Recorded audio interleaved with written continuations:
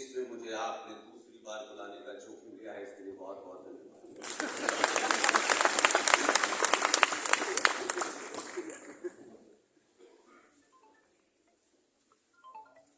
जब भी मेरठ का, मुजफ्फरनगर का इस इलाके का जिक्र आता है तो इसे लोग जाट लैंड कहते हैं। मैं कैरियर के शुरू के दिनों में एक बार एक रैली थी जाटों की, बहुत बड़ी रैली थी, उसमें बहुत लोग शामिल थे, लेकिन रैली जाटों की। उस रैली से चौधरी चरण सिंह जी के बारे में बहुत बड़ी बड़ी बातें कही जाती थी। एक साहब मन से कह रहे थे कि चौधरी चरण सिंह जैसा आज तक कोई नेता पैदा नहीं हुआ है। फिर उन्होंने कहा कि और ना होगा। एक कोई 60 फीट आदमी खड़ा हुआ और उसने कहा ना पैदा होने देंगे।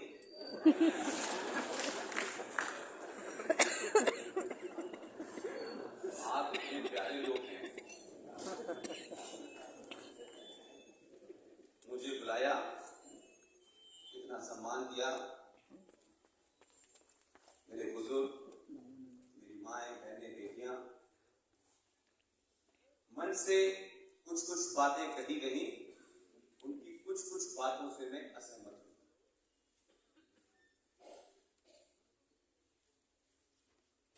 अगर आप ये ठान लें कि सिर्फ सच बोलना है और सच बोलने के लिए कोई अलग से अभ्यास नहीं करना है, जिस दिन देश के 95 करोड़ सनातनी इस कुंठा से बाहर निकल जाएंगे कि मुझे कुछ मिल सकता है इसलिए मैं झूठ बोलूं। लालच की पहली सीढ़ी होती है कि जब मन में किसी भी चीज के प्राप्त करने का लालच हो जाता है तब आदमी कायर हो जाता है, और कायर आदमी कभी शत्रु का सामना नहीं करता, उससे समझौता करता है।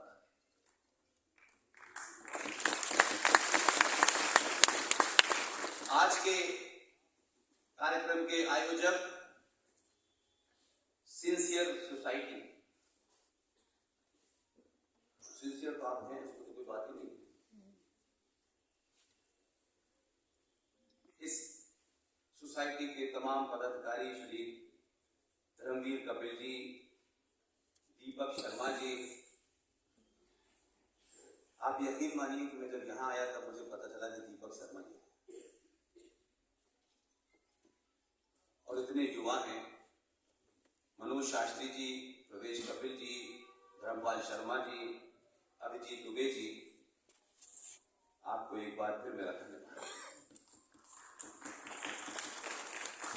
आपकी इस धरती में कई लोग ऐसे हैं जो मेरे संपर्क में पिछले एक लंबे समय से। सोमपाल शास्त्री साहब, मतलब मुझे जाटों में लगता था कि सिर्फ जाट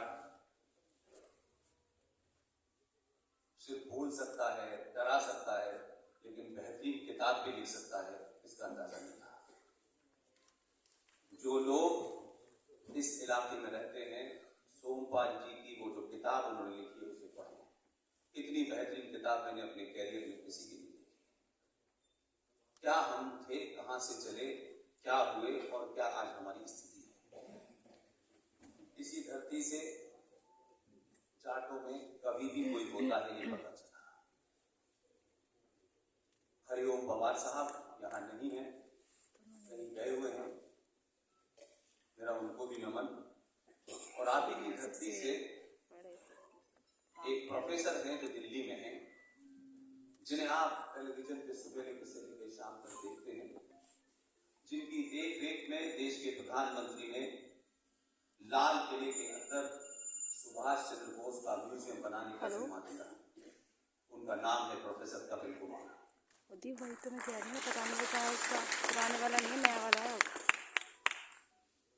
जिसने फॉर्म फिल कराया। आखिर ऐसी क्या वजह है, कभी हम इसके ऊपर मनन करें। तो वही तो चाहिए होगा, मैं वही तो कहती कि हम दुनिया की अपने सबसे पे पुरानी पे देखना, आपकी वाले पे ईमेल पे, और इस ब्रह्मांड की उत्पत्ति, इस यूनिवर्स की उत्पत्ति से लेके आज तक हम ही सर्वाइव कर रहे हैं, उसके भी नहीं, और सबने हमें ही रोका। नहीं, उसने भी, इसके भी नहीं है। उसका सबसे बड़ा कारण यह है कि हमने अपनी जड़ को छोड़ दिया है, और अंग्रेजी के बने बनाए नैरेटिव, इस देश में झूठे मक्कार नेताओं के बने बनाए नैरेटिव, हिंदुओं के ठेकेदार जो गली गली मोहल्ले मोहल्ले घूम रहे हैं, उनकी चाटुकारिता के बनाए हुए नैरेटिव, कोई अपना नैरेटिव। मेरा कह रहे 5 बजे देखना, फिर कल को डाउनलोड कर लेना। आज मेरे लिए बहुत बड़ा दिन है, इस देश के लिए बहुत बड़ा दिन है, इस राष्ट्र के लिए बहुत बड़ा दिन है, और खुशी का दिन है, हमें खुशी मनानी चाहिए। ठीक है। आज 30 जनवरी है। आप जो समझ रहे हैं वो मैं नहीं कहने पाया। हमारे संस्कारों में बड़े का सम्मान होना चाहिए, वो जिंदा हो या ना हो। मैं वो बात नहीं कहने वाला जो आप समझ रहे हैं, बिल्कुल नहीं। मैं ये बात इसलिए बेरट में कह रहा हूं, और मैं बड़ा भाग्यशाली समझता हूं कि आपने आज के दिन मुझे बुलाया ताकि यहां से ये बात मैं कर सकूं। जब आपको झूठ पढ़ने सुनने की आदत पड़ जाती है, तो कितना भी कोई सच बोल ले, आप उसको ये समझते हैं कि नहीं, ये सच नहीं है।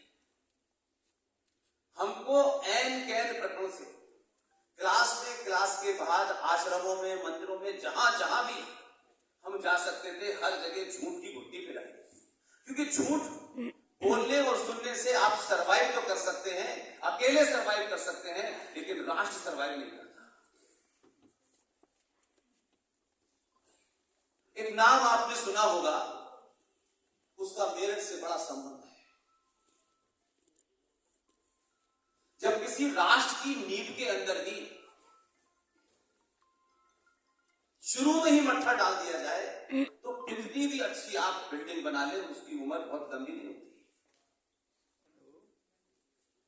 और ऐसे ऐसे झूठ बोले हैं जो दीवार पे लिखे हुए हैं, लेकिन हमारा समाज में सुनना नहीं चाहता, क्योंकि उस झूठ को सच बताने से एमपी की और एमएलए की टिकट नहीं मिलती। इसलिए झूठ बोलो, झूठ का खूब प्रचार करो, और अगर कोई सच बोल भी रहा हो, आपका शत्रु भी सच बोलता है, तब भी आप उससे कहते नहीं, तुम झूठ बोल रहे हो। इतने बड़े बड़े इतिहासकार पैदा हुए, दुनिया का इतिहास लिखा गया, आज भी लिखा जा रहा है। आज मालूम मेरे लिए खुशी का दिन क्यों है? उत्तर प्रदेश सरकार के डॉक्यूमेंट के अंदर एक डॉक्यूमेंट मुझे मिला, मैंने जब उसको वेरीफाई किया वो भी गलत। अब उत्तर प्रदेश सरकार में कौन लोग थे, कब थे, कैसे आए, मुझे नहीं पता, किसको ये काम सौंपा गया, और इस काम के लिए मैं बलिया गया। बलिया में उस मोहल्ले में गया और लोगों से मिला, उस परिवार के जो भी वंशज थे उन सब से मिला। उन सब की एक ही पीड़ा थी, और मुझे शौक लगा सुन। न मैं एमएलए हूं, न एमपी हूं, न राष्ट्रवाद का दिन भर प्रचार करता रहता हूं, न मेरी कोई ऐसी सरकार में बैठने वालों से कोई जान पहचान है। शायद यही सोच के 2012 में सच छोड़ के आया था कि मंच से जोर जोर से सच बात बोलूंगा, और इस संचार क्रांति के दौर में मेरी बात मेरठ में भी सुनेंगे, उत्तर प्रदेश में भी सुनेंगे, दिल्ली में भी सुनेंगे, और विदेश में भी सुनेंगे। आज 30 जनवरी है। 30 जनवरी 1831 को भारत की धरती पर बलिया में एक शख्स पैदा हुआ था। अंग्रेजी सरकार की फौज में काम करता था 21 साल की उम्र में। उसने बंदूक उठाई और अंग्रेज अफसर के सीने में गोली मारी। उसका नाम है मंगल पांडे।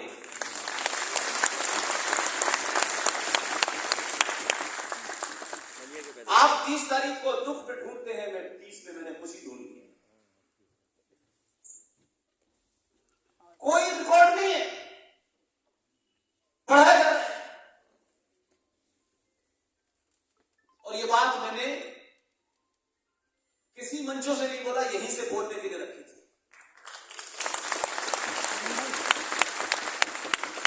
कम से कम मेरठ के लोग, उस क्रांतिकारी की धरती के लोग तो ये सच बोले। न उसके पिता का नाम सही लिखा है, न मां का नाम सही लिखा है। लेकिन इस देश में चापलूसों के पत्नी, दोस्त, पिता, परपिता, सबका नाम सबको पता है। और झूठा नाम भी चल रहा है कि वो पंडित थे। लेकिन झूठ स्थापित हो गया है क्योंकि समाज में ज्यादातर लोग चुप हो गए। अब सच बोल रहे हैं और सच सुन रहे हैं, तो एक नया नैरेटिव आया इस देश में कि आप 700-800 साल से झूठ जो आपको पढ़ाया जा रहा था विश्वविद्यालयों में, कॉलेज, आपसी चर्चाओं में, सेमिनार में, टेलीविजन में, अखबार में, रेडियो, आप जब तक उस झूठ को बोल रहे थे तब तक आप टॉलरेंट थे।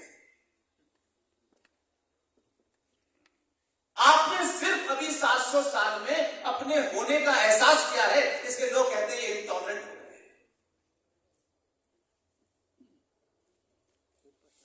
एक समाज को जब सच पता चलता है तो किस तरीके की खलबली बचती है, क्योंकि आपने अब सवाल पूछना शुरू किया है। नहीं, आप सवालों के जवाब ही देते थे। हम अभी 4 दिन पहले 26 जनवरी मना रहे थे। फिर हमने 15 अगस्त को कहा गया कि भारत का स्वतंत्रता दिवस है और गिनती में 75वां है, जिन्हें 74वां है, मुझे नहीं पता। इतिहास की किसी किताब में, ग्रेट ब्रिटेन के किसी आर्काइव में, उनके किसी पार्लियामेंट की डिबेट में, भारत के आर्काइव में, लोकसभा में, राज्यसभा में कहीं पर नहीं लिखा कि 15 अगस्त 1947 को भारत आजाद हुआ है। लेकिन आजादी का झंडा फहरा है, जय हिंद का नारा लग रहा है, हम चलाए जा रहे हैं। कोई कह नहीं सकता है पूरी विश्वास के साथ, पूरे कॉन्शियस के साथ कह रहा हूं कि दुनिया में कोई बता दे मुझे कि 15 अगस्त 1947 को भारत आजाद हुआ है। यह सबसे बड़ा झूठ है। और आप इस झूठ को जी चुके हैं। अब अगर आप इसको नए पर्सपेक्टिव में रखेंगे तो पहले तो लोग यकीन नहीं करेंगे, फिर आप ही को साइडलाइन कर देंगे। लेकिन अपनी बात को 2012 से रख रहा हूं, जितनी शिद्दत के साथ रखता हूं उतनी ही तादाद में मुझे देश भर में लोग बुलाते हैं।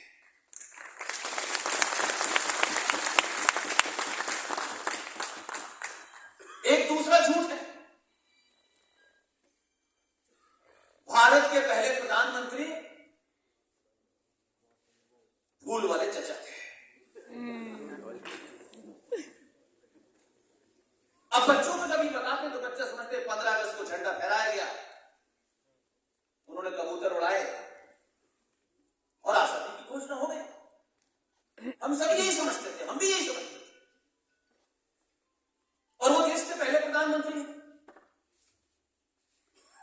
लेकिन ये पूछो कि शपथ कब ली तो डेट नहीं बताते।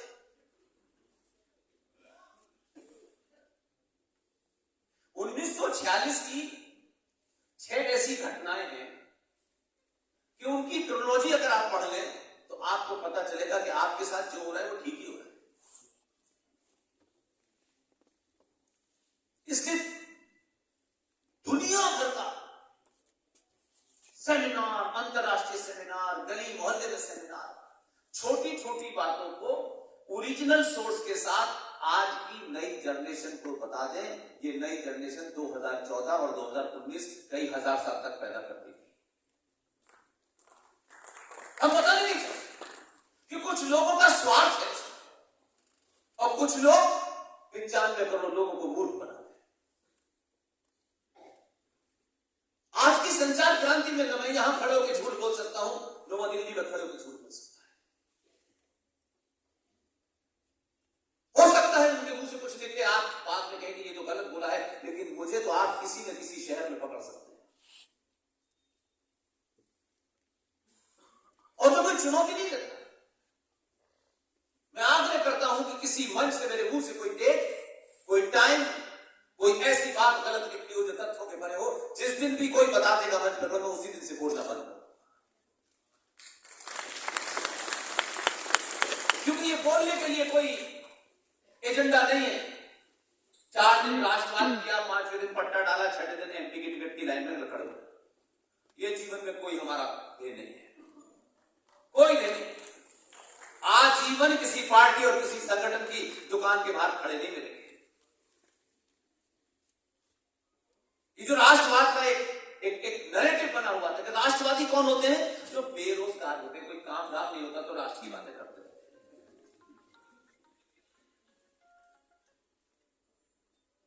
हम दुनिया के जितने भी काम हो सकते थे सब किए, अपनी मर्जी से, बिना किसी से कहे, बिना शिकायत करे। उसने ये नहीं किया, उसने ये नहीं किया, वो प्रधानमंत्री ऐसा है, ये प्रधानमंत्री ऐसा है। ये तो गली गली मोहल्ले मोहल्ले चर्चाएं हो सकती हैं। हम क्या कर सकते हैं? और अगर हम आज के दौर में भी नहीं कर रहे तो सच में हम झूठे और मक्कार हैं। क्योंकि आज आपको न किसी टेलीविजन की आवश्यकता है, न बड़े बड़े अखबारों में आपकी बात छपे तब उसकी चिंता हो। संचार क्रांति ने देश के, दुनिया के 95 करोड़ सनातनियों को एक ताकत दी है कि अपनी बात तर्कों और तथ्यों पर बोले। जब तक बोलेंगे दुनिया आपके साथ खड़ी हो जाएगी। और आज भी अगर हम नहीं बोलना चाहते तो माफ कीजिएगा, जो लोगों को आज कब्रों से निकाल करके चौराहों पे लटकाया जा रहा है, हमारे साथ भी यही हुआ। कोई ऐसा कारण नहीं है कि हम झूठ बोले। इसलिए 1946 की मैं 6 घटनाएं आपको बताता हूं, पता नहीं किसी किताब में पढ़ाई गई है, नहीं पढ़ाई गई। इन घटनाओं से आपको अंदाजा लगेगा हम कहां। जनवरी 1946 भारत में एक चुनाव हुआ प्रोविंशियल असेंबली का। उस वक्त देश की 1585 प्रोविंशियल असेंबलीज थी। उन 1585 में से 492 सीटें मुस्लिम लीग के लिए रिजर्व थी। चुनाव का नारा था, लड़ लड़ के लेंगे पाकिस्तान, मर मर के लेंगे पाकिस्तान। चुनाव हुआ, 492 रिजर्व मुसलमानों की सीटों में से 425 सीटें मुस्लिम लीग ने जीती। उस समय की टोटल जनगणना के हिसाब से 89% मुसलमानों ने भारत के पाकिस्तान बनने के लिए वोट दिया। और बिहार, यूपी खासतौर से ये वो इलाके थे जहां मुस्लिम लीग बड़ी ताकतवर थी। न खैबर पख्तूनख्वा में थी, न पंजाब में थी, न सिंध में थी, न बलूचिस्तान में थी। चुनाव हो गया, रिजल्ट आ गए, कांग्रेस जीत गई। तो मार्च में इंग्लैंड में एक घोषणा हुई और कहा गया कि हम जल्दी ही वहां के प्राइम मिनिस्टर का यह बयान है कि हम जल्दी ही भारत में सत्ता का हस्तांतरण करेंगे। और मार्च में उनका यह बयान आता है और 20 अप्रैल 1946 को एक घोषणा होती है कि कांग्रेस पार्टी का अध्यक्ष चुना जाना है। और जब यह घोषणा हुई तो जिनके नाम से आज का दिन जाना जाता है, पिताजी, उन्होंने पहला झूठ बोला। उनका कद कितना बड़ा हो, सम्मान उनसे एक व्यक्ति के तौर पर उनका सम्मान है, लेकिन व्यक्ति कितना भी बड़ा हो, अगर राष्ट्र के साथ गद्दारी की है तो उसकी बात होनी चाहिए।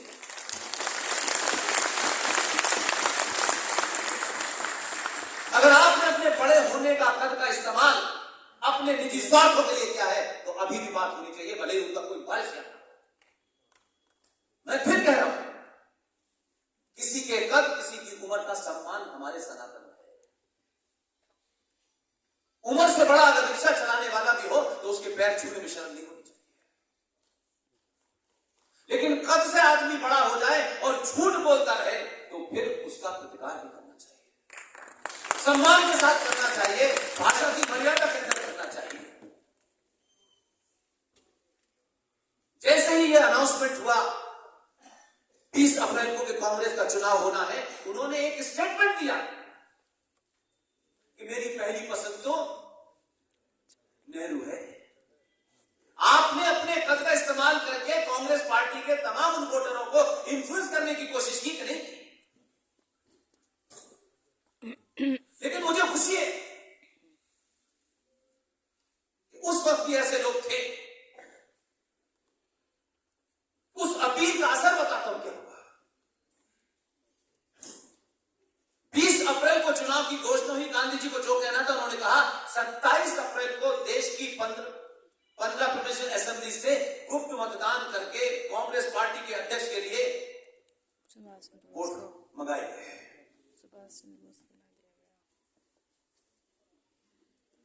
वोट खुले। आचार्य जेबी कृपलानी साहब उस पूरी प्रोसीडिंग को देख रहे थे। जब डिब्बे खुले, लोग आज कहते हैं ईवीएम हैक हो गई।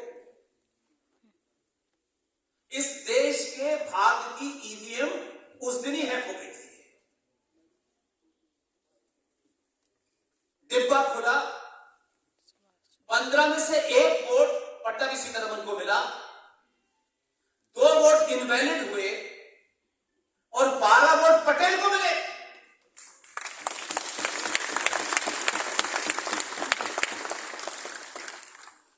यहां से मैं 30 जनवरी वालों के बारे में बात करना चाहता हूं। जब ये सब कुछ हो गया तो आचार्य जेबी कृपलानी ने उन्हें बताया, जो उनके सीधे हाथ पे पिताजी बैठे थे, तो उन्होंने पर्ची लिखी और आचार्य जेबी कृपलानी को दी कि पटेल उनके उल्टे हाथ में बैठे थे और फूल वाले सामने बैठे थे। पर्ची पे जो लिखा था उससे सरदार पटेल के माथे पे बल पड़े, थोड़ा नाराजगी का उनका भाव था और उन्होंने पर्ची लौटा दी। आचार्य जेबी कृपलानी ने यह पर्ची गांधी जी को दे दी। अब कहां से एजेंडा था, क्यों ये हुआ? क्योंकि उन्होंने तो जो इन्फ्लुएंस करने की कोशिश की तो कांग्रेसियों ने बता दिया कि हम आपकी बात नहीं मानते। तो उन्होंने वोट देके बता दिया कि किसको वो पार्टी का अध्यक्ष बनाना चाहते हैं, क्योंकि ट्रांसफर ऑफ पावर का मामला चल रहा था, इसलिए जल्दी से जल्दी अध्यक्ष बनाना था। और अध्यक्ष को बनाना था जो पिताजी की पसंद का हो, या पिताजी के ऊपर किसी का प्रेशर था। दूसरी पर्ची लिखी और फिर जेपी को दी, जब पटेल को दी, पटेल ने पर्ची पढ़ी और फाड़ के चले गए। स्वाभिमानी आदमी अगर अपने से बड़े की इज्जत करता है तो वो इतना ही मैसेज दे सकता था। और वो आदमी जिसे 12-15 में से एक भी वोट नहीं मिला, उसने भारत के पहले प्रधानमंत्री की शपथ ली। 2 सितंबर 1946 को फूल वाले चचा ने भारत के पहले प्रधानमंत्री की शपथ ली। चलिए यहां तक भी पाप। 15 अगस्त 1947 को, ये 15 अगस्त की क्यों तय की गई डेट? 15 अगस्त, ये डेट अंग्रेजों ने क्यों चुनी? जो ओरिजिनल प्लान था वो तो जून का था, तो 15 को क्यों चुना? उनको अंदाजा था कि जिसके माध्यम से जो आदमी बैठाया है उसके खिलाफ विद्रोह हो सकता है। और 15 अगस्त को जैपनीज फोर्सेस के ऊपर ब्रिटिशर्स ने विजय प्राप्त की। इस दिन को रखा और ताज्जुब देखिए, हमें बताया गया कि हम 15 अगस्त 1947 को आजाद हो गए। दिल्ली के अंदर बड़े बड़े होर्डिंग और पर्दे लगा करके छुपाया गया। जिस समय दिल्ली में झंडा खींचा जा रहा था, उस समय पंजाब में 50,000 महिलाओं का मुसलमानों ने रेप किया।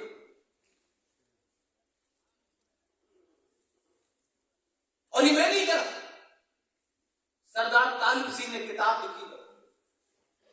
उस किताब में हर गली मोहल्ले में नाम है, लेकिन वो जरूरी नहीं था, जल्दी जल्दी करना था। और 15 अगस्त 1947 से पहले ब्रिटिश साम्राज्य का जो आखिरी वॉइसरॉय बताया जाता है, लॉर्ड लुईस माउंटबेटन, वो 15 अगस्त 1947 को जब हम अपनी आजादी मना रहे थे कि अंग्रेज अब जा चुके हैं, अब तो हमें स्वतंत्र राज मिल गया है, वो देश का पहला गवर्नर जनरल बना। कहीं होता है दुनिया में ऐसा?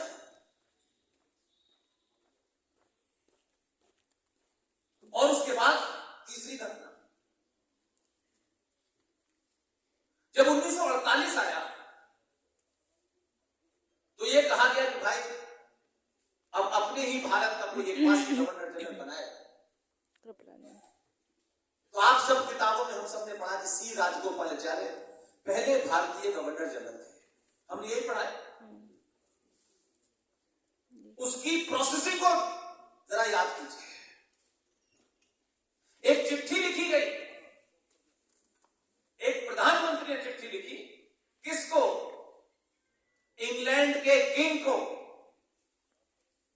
और उस चिट्ठी में लिखा गया, आपके द्वारा भारत भूमि में जो डोमिनियन स्टेट बनाया गया, उस डोमिनियन स्टेट की सरकार के प्रधानमंत्री के नाते मैं आपसे अनुमति चाहता हूं कि सी राजगोपालाचार्य को भारत का पहला गवर्नर जनरल बनाऊं या न बनाऊं। हम आजाद थे तब सी राजगोपालाचार्य भारतीय होते हुए पहले गवर्नर जनरल बने।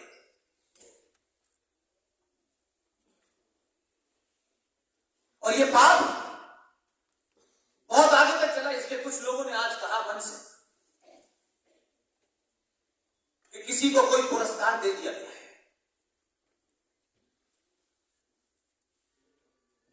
आपको दुख हो सकता है, मैं उस पर कोई प्रतिक्रिया नहीं देना चाहता, क्योंकि मैं 99 नहीं 100% कभी सरकारों के कामों को बोलना नहीं चाहता, क्योंकि उसमें बोलने के लिए तो 50-60 करोड़ सुबह शाम बोलते। जिसके ऊपर सबसे कम बात होती है या जिसके बारे में बात करने की कम कोशिश करते हैं, मैं उसी पे बात करता हूं। इसलिए देश और राष्ट्र दो अलग अलग चीजें हैं। देश पे सबको बात करने का अधिकार है, मैं सिर्फ राष्ट्र की बात करता हूं, क्योंकि मैं मानता हूं कि राष्ट्र बड़ी इकाई है, देश छोटी सी इकाई है।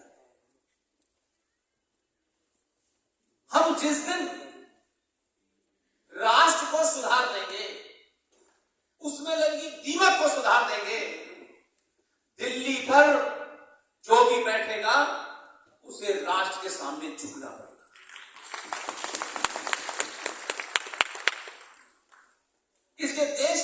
के बीच की एक बारीक सी लाइन है जिसे कोई बताता नहीं है। इसलिए दिन भर देशभक्त देशभक्त, आप देशभक्त हो ही नहीं सकते। हम देश के लिए जान दे देंगे, कोई देश के लिए जान नहीं दे सकता। आप दे ही नहीं सकते देश के लिए जान। देश क्या है? एक जमीन का टुकड़ा। उस जमीन के टुकड़े को सेना उसकी रक्षा करती है। सेना किसी नियम से बनी हुई है।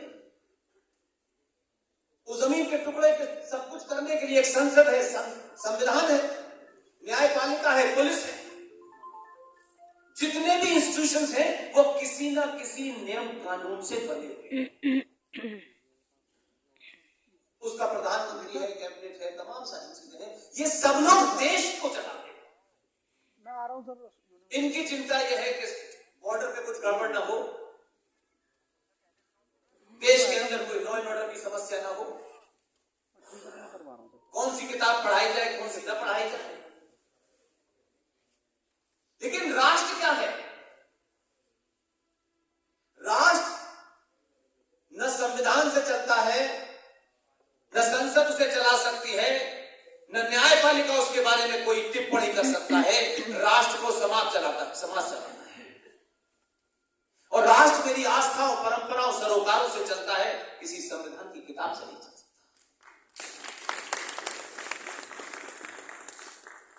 कितने लोग सरकार चुनते हैं? 10 करोड़, 12 करोड़। जिनको वोट डालने का अधिकार है वही चुन सकते हैं, जिनको नहीं अधिकार है वो कैसे चुन सकते हैं? और उनकी बुद्धि कुल मिलाकर अगर सारे भी वोटर डाल लें तब भी 10 से 15 करोड़ लोग नहीं डाल सकते। लेकिन 95 करोड़ लोगों का देश में क्या भूमिका है? आपकी भूमिका है सड़क पे चलते हैं, रेड लाइट पर रुक जाते हैं, ग्रीन पे चलते थे, इतने ही है ना आपके जीवन में राष्ट्र, देश। और क्या है? इनकम टैक्स भर दिया, बिजली का बिल भर दिया, ये 2-4 कानून सरकार के हैं, आप मानते। 90% आप अपनी आस्थाओं के लिए जीते, अपनी संस्कृति के लिए जीते, अपनी परंपराओं से जीते। अगर राष्ट्र में किसी चीज पे विवाद हो जाए, किसी परंपरा पे विवाद हो जाए, किसी पूजा पद्धति पे विवाद हो जाए, तो काले कोट वाले तय करेंगे। दुनिया में कहां ऐसा होता है मुझे बताइए। लेकिन हमने सब कुछ माना है कि सत्ता ही सब कुछ है, और जो कुछ हो सकता है सत्ता में जाके ही हो सकता है। तो फिर इसलिए सत्ताएं आएंगी जाएंगी, बदलती रहेंगी, संगठन भी बनेंगे, टूटेंगे। अंदर वाले लेकिन जब राष्ट्र और सनातनी जिस दिन भी अपनी सामूहिक शक्ति का प्रदर्शन करेगा, 2014 और 2019 अनंत काल तक पैदा यूनिवर्सिटी वालों ने बोला कि लग जाएगा। और ये तो आदत पड़ गई है कि नेताओं के पीछे भागो। एमपी साहब जब तक दिखा दे कि किसी का आवाज चल जाएगा क्या? देखिए वो ये मुझे चाहिए। एमपी साहब दिखा दे। एमपी है। सनातन परंपरा में ठीक है। हमारे यहां पद से कोई बड़ा नहीं माना जाता। लेकिन हमें ये गलतफहमी हो गई है कि जो पद पे बैठा है वही ज्ञानी है, जबकि एक्सपीरियंस ये कहता है कि पद पे बैठने वाले ज्यादातर महामूर्ख।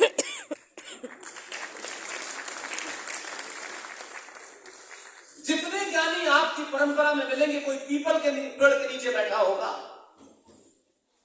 उसमें कोई पद नहीं होता है। पदों पे लोग बिठाए ऐसे जाते हैं क्योंकि उस पद को चलाना है। ज्ञानी बैठ गया तो पद को चला देगा।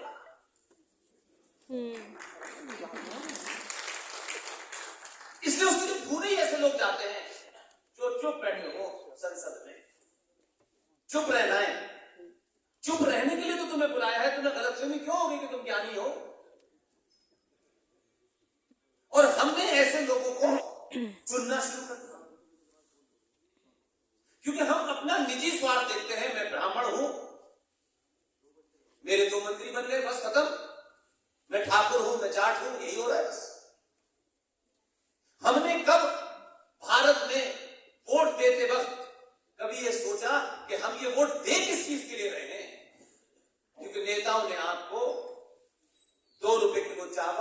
2 महीने की बिजली आपकी औकात कैसी है।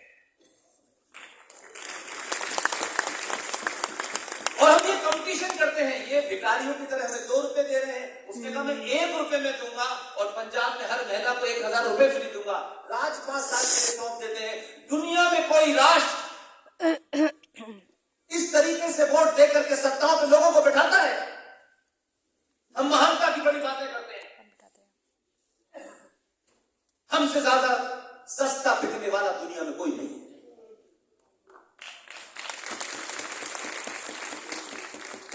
हम सरकार को चुन क्यों रहे हैं? क्योंकि हमारी प्रायोरिटीज बहुत नीचे है। स्वार्थ और लालच ने हमारे अंदर के सम्मान को समाप्त कर दिया है। और ऐसा नहीं है, इसी समाज में लोग नहीं रह रहे जिनका एजेंडा क्लियर है। आपको गलत लगता हो, सही लगता हो, ये आपकी बात है, लेकिन उनकी अपनी दृष्टि में ठीक है। हम उनसे भी नहीं सीखना चाहते। इसलिए आज जिन साहब को पुरस्कार दिया गया है उसमें आप आहत हैं। मैं आपके आहत होने की बात कुछ देर के लिए मान भी लेता हूं। आप जागरूक नागरिक हैं, आपकी निजी भावनाओं को ठेस पहुंची, लेकिन आपकी भावनाओं को उस दिन ठेस क्यों नहीं पहुंची जब इन पद्म पुरस्कारों को देने की कमेटी का चेयरमैन जो प्रधानमंत्री होता है, 1955 में पद्म पुरस्कारों की जब रिकमेंडेशन के लिए प्राइम मिनिस्टर की देखरेख में एक मीटिंग हुई, उस मीटिंग के बाद में कमाल का देश है, प्रधानमंत्री जो चेयरमैन था उस कमेटी का, उसने अपने आप को ही भारत के लिए, ये शर्म की बात नहीं थी एक राष्ट्र के रूप में। आप विदेश में आपके भाई बहन रहते होंगे, जब उनसे ये सवाल पूछा जाता होगा, आप बड़ी बड़ी बातें कहते हैं, हमारे आचार्य चाणक्य थे, भगवान राम थे, हम कृष्ण के वंशज हैं, लेकिन हरकतों से लगता है हम चाटुकारों के वंशज हैं। तब आपके सम्मान को ठेस नहीं लगी? किसी ने विरोध जताया और आप चुप रहे? तो 1971 में एक प्रधानमंत्री थी, उन्होंने भी अपने आप को दे दिया। तब इन पद्म पुरस्कारों की क्या औकात है? कुछ रुपए, कुछ पैसा, कुछ मुफ्त का रेल का पास, बस, इससे अलावा क्या है? क्या इस पुरस्कारों के लिए कभी मंगल पांडे, शहीद भगत सिंह के लिए किसी ने पैरवी की? उन्हें नहीं भी मिला, तब भी वो हम सबके बीच में जिंदा।